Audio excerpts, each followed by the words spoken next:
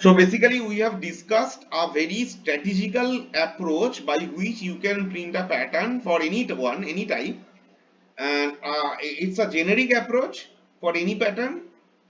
Now let's have some practice. So let's try to generate one more pattern in a different way. I mean actually a different pattern actually in the same way. Okay. So for example, now the pattern looks something like this. Suppose it's a totally different pattern.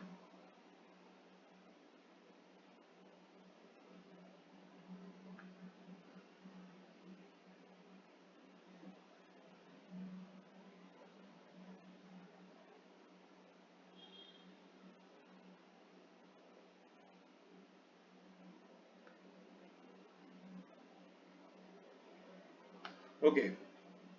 So if I ask you to do this, if someone asks me to do this, then what I will do, I will not waste my time and I will just start doing the same approach that I have just shared with you. I will make them as a matrix.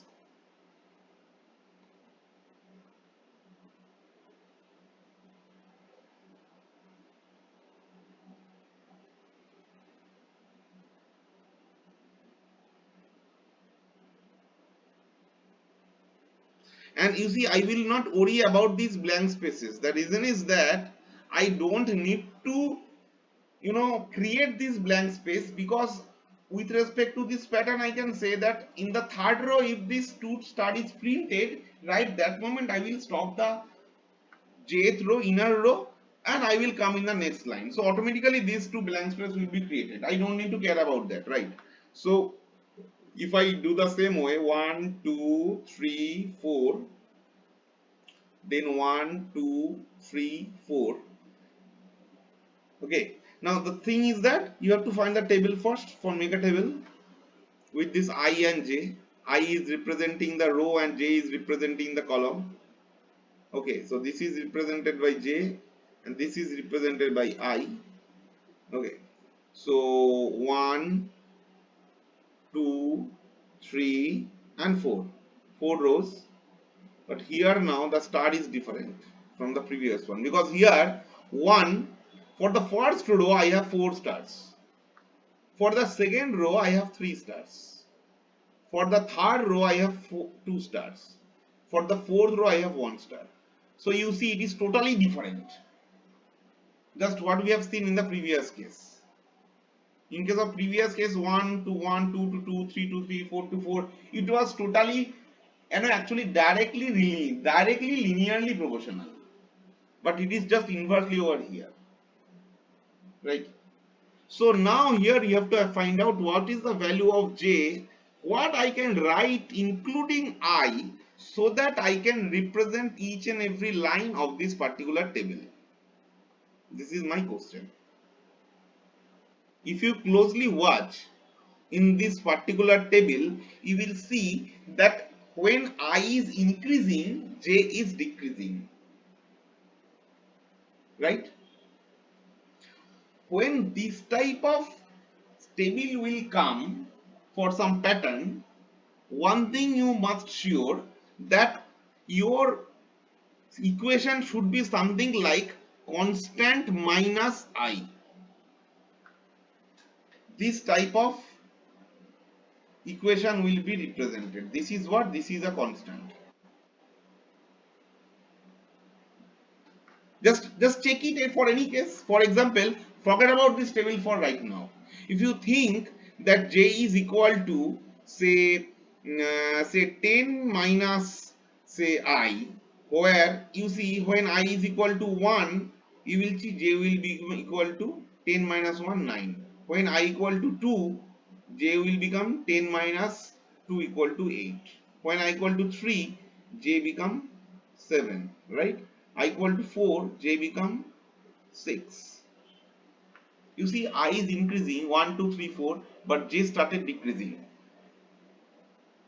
So when a table will come in this form, the general structure of the equation should be something like this. Now what is this constant value depends on that, maybe the table content will change. Now if you look after this one with respect to this generic structure of the equation, you will see if I write j equal to say 5 minus I, then your table can be justified by this equation. You see, this table can be justified by this equation. I is equal to 1 for the first row, j become 4. Yes, I know. I equal to 2, j become 3. I equal to 3, j become 1. I equal to 4, j become, I equal to 4, I equal to 3, j become 2, and I equal to 4, j become 1. And this is what I want. So now, with respect to this structure, where the change will happen, this for loop will not change. This will remain same. So I can simply write the for loop for I remain as it is. For I equal to 1, I less than equal to n, I plus plus. You see, since this is given for 4 row, that's why it is 5 I have written. So if it is for nth row, it should be equal to n plus 1. I hope you can easily understand, right? So that means I can make it more generic, that j will be equal to n plus 1 minus I. Actually not, yes, n plus 1 minus I, right? So that means now this part remains same as we have seen. You see, I equal to 1 and less than I plus plus. There is no change. Where I will have this change? I will have the change in this loop of j only. I will write j equal to 1, sorry, j equal to 1, j less than equal to this n plus 1 minus I. The equation that I have got, this one I will write, and j plus plus. And then I will have the print statement. I am not writing the syntax, I am just writing it to let you understand. And there will be a printf for slash n, where it will stop. And then it will stop, right?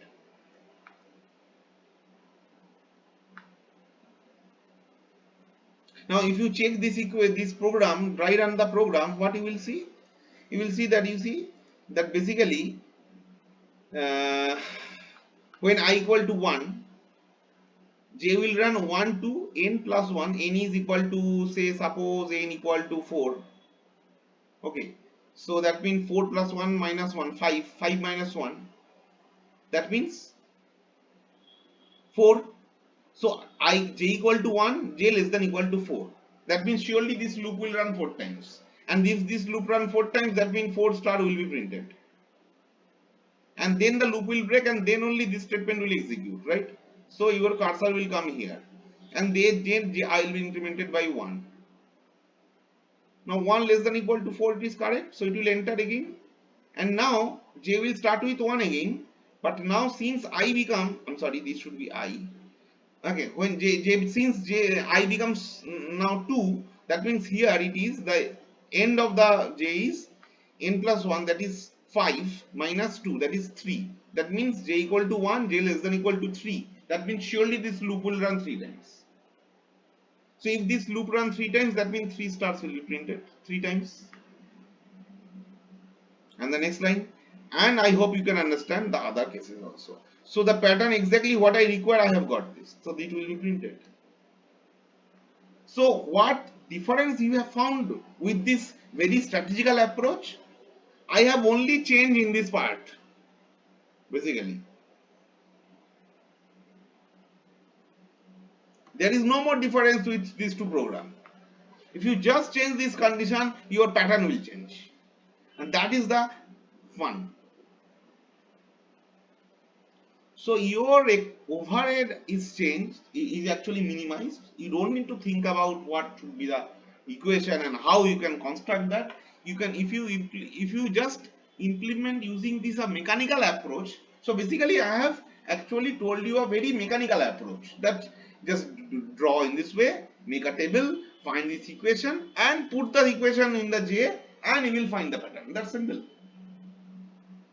So in this way you can actually follow for the other patterns, any other patterns also.